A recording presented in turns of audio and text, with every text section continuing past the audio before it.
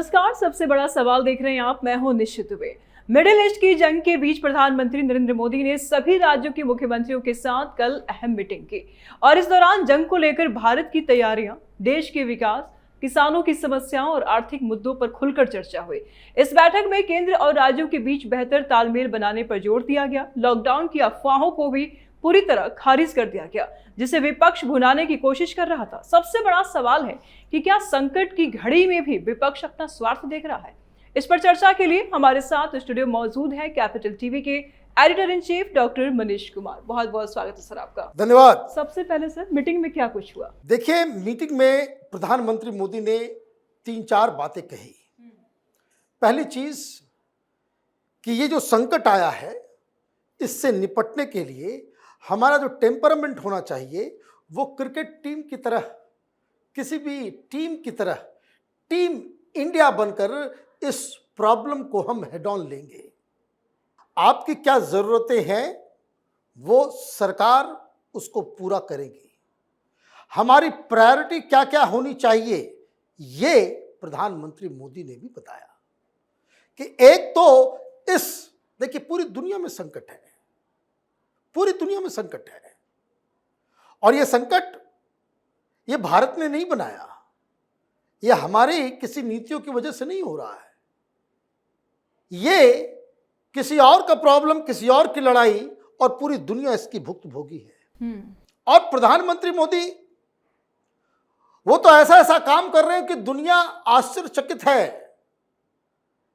इस वक्त जितने भी दुनिया में बड़े देश हैं, चाहे वो यूरोप हो, चाहे वो साउथ ईस्ट एशिया हो, चाहे अमेरिका हो, हिंदुस्तान अकेला ऐसा मुल्क है कि जहां पेट्रोल डीजल की कीमत नहीं बढ़ी। अमेरिका जो इस दंभ पे था कि भाई हमारे पास इतने सारे जो है वो बकायदा ऑयल रिजर्व्स हैं, 27% जो है कीमतें बढ़ गई, जनता भुगत रही है। चाइना, वहां पे भी 12% बढ़ा दिया गया। पूरे यूरोप में ऑन एवरेज 15 से लेकर 20% तक जो है कीमतें बढ़ गई। जो तेल अगर 100 रुपए में बिक रहा था, पूरे यूरोप में आज 120 रुपए में बिक रहा है।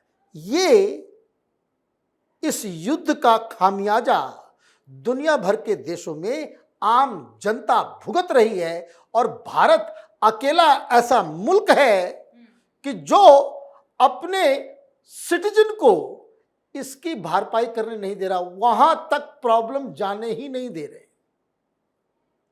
$70 पे था, 114 पहुंच गया।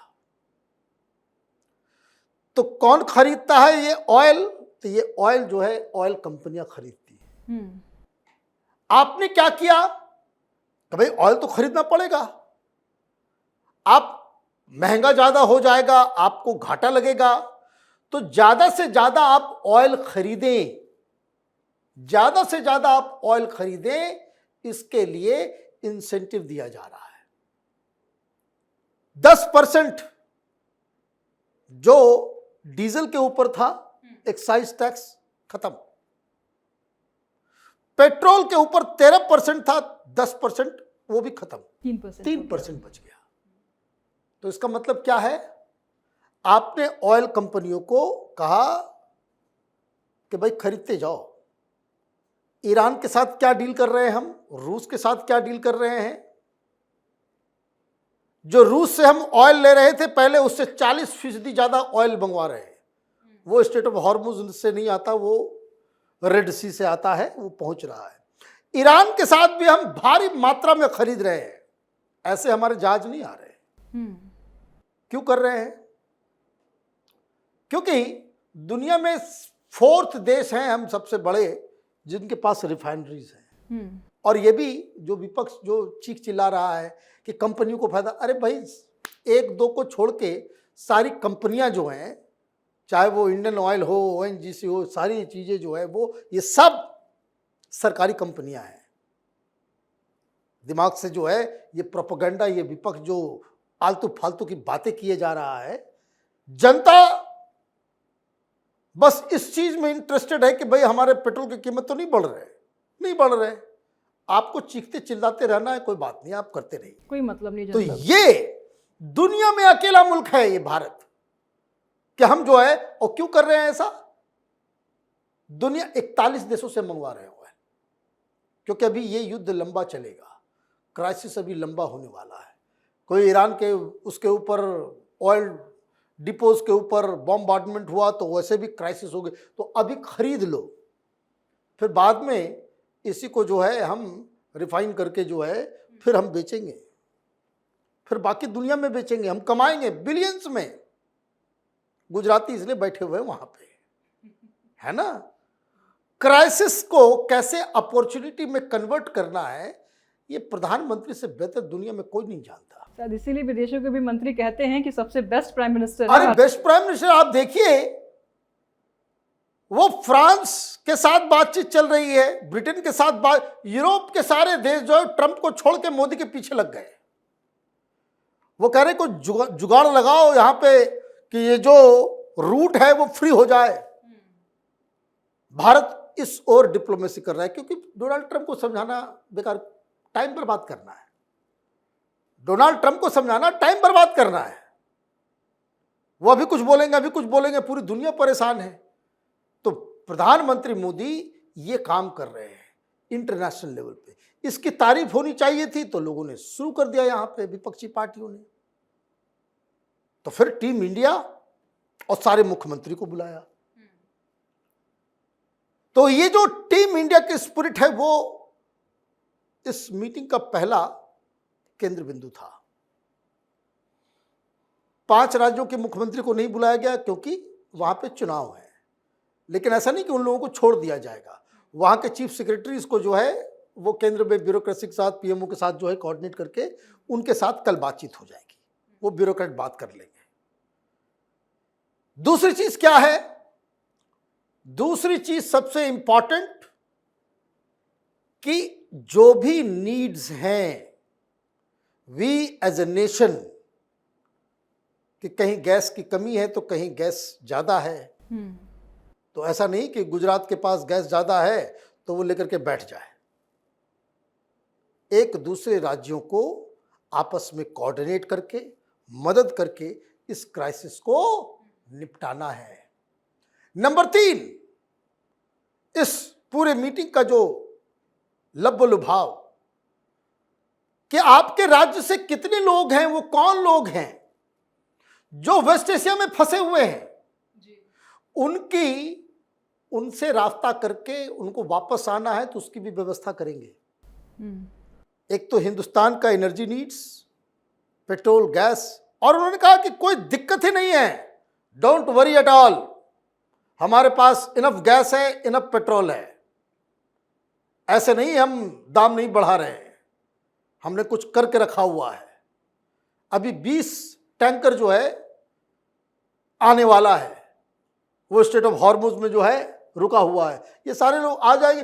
और रूस से धनातन, मैंने बताया 40% ज्यादा, और ईरान से हम ऑयल लेना शुरू करेंगे। और ये भी जो जहाज जो कतर से आ रहा है या बहरीन से आ रहा है या यूएई से, सऊदी अरब से, ये सब भी आना शुरू हो जाएगा। ईरान ने कह दिया है कि भाई इंडिया के टैंकर्स को जो है हम जाने देंगे, इंडिया के शिप्स को हम नहीं रोकेंगे, वो मित्र देश है। तो मित्रता ऐसे नहीं होती है, भाई तुम्हारा ऑयल खरीदेंगे, सबसे ज्यादा ऑर्डर किया हुआ है हम लोगों ने। तो ये सारी चीजें हैं। अब जो हमारे लोग वहां फंसे हुए हैं उनको भी लेकर के आना है। फिर हर मुख्यमंत्री से कहा गया कि कम से कम अपने स्तर पे, राजनीतिक पॉलिटिकल पार्टी बयान अपनी जगह पे, लेकिन सरकार की तरफ से लोगों तक ये मैसेज जाना चाहिए कि कोई चीज की क्राइसिस नहीं है। विपक्ष की वेपन्स को भी उन्होंने धराशायी कर दिया है। भाई देखिए ये लोग तो, अब देखिए, अब मैं सुन रहा था इनको, अखिलेश यादव वो अंगीठी लगा करके वो ड्रामा, मिट्टी का चूल्हा बना है ना, मिट्टी का चूल्हा वगैरह बना करके वो कह रहे हैं कि भाई देखिए 2-3 महीने के बाद जो है सबको एसी पे उतरना पड़ेगा। भाई प्रोपेगेंडा भी ठीक से कीजिए। जब आप खुद ही कह रहे हो 2-3 महीने के बाद, मतलब अभी क्राइसिस नहीं है, पैनिक फैला रहे हैं यूपी में, मतलब अभी क्राइसिस नहीं है। जब आप खुद ये सब तमाशा करके कह रहे हो कि 2 महीने 3 महीने के बाद सबको ये काम करना पड़ेगा, तो अभी गैस मिल रहा है, इसका मतलब आप वही कह रहे हो, आप वही कह रहे हो। कोई लॉकडाउन नहीं होगा, एब्सोल्युटली बोगस। तो अफवाहों से कैसे निपटारा किया जाए सरकार के स्तर पे, पॉलिटिकल पार्टीज तो करते रहेंगी, वो उनके डीएनए में है कि जो अपोजिशन पार्टीज जो है वो इस तरह की चीजें करते रहेगी।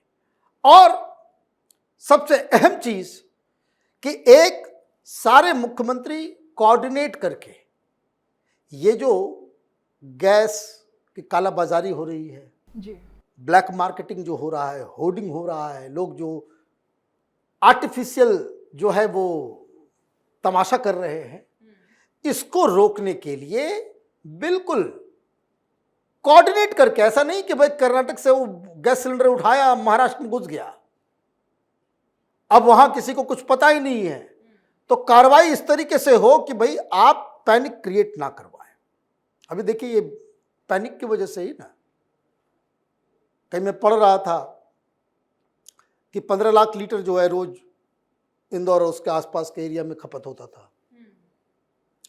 आपने पैनिक क्रिएट किया, वो 20 पहुंच गया, 20 लाख, फिर 25 लाख, फिर 30 लाख, अभी कोई 35 लाख जो है रोज जो है लोग पेट्रोल भरा रहे हैं। मतलब जिनकी गाड़ी पड़ी रहती है वो भी जाकर के अपना टंकी फुल करवा रहे हैं, फुल करवा रहे हैं। तस्वीरें आई है सर, लोग मारधाड़ कर रहे हैं। तो वो ये अननेसेसरी, इसकी कोई जरूरत नहीं, कोई आवश्यकता नहीं है। यही प्रधानमंत्री मोदी ने बाकायदा तमाम मुख्यमंत्रियों से बातचीत करके बताया कि हम लोग बहुत ही कंफर्टेबल सिचुएशन पे हैं।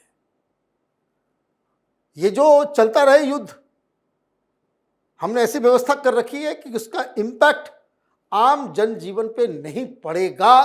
ये आश्वासन भी प्रधानमंत्री ने दिया और मुख्यमंत्रियों से कहा कि आप डायरेक्टली कोई भी समस्या है, लोगों की, सामान की या कोऑर्डिनेशन की, किसी चीज की भी जरूरत हो, केंद्र सरकार हर राज्य सरकार की जरूरतों को पूरा करने के लिए न सिर्फ तत्पर है, उसके लिए पूरा इंतजाम करके बैठा हुआ है। बहुत शुक्रिया सर तमाम जानकारियों के लिए। धन्यवाद। मिडिल ईस्ट की जंग में जहां पूरी दुनिया तबाही के डर से कांप रही है, वहीं भारत अपनी नीति और कूटनीति से मजबूती से खड़ा है।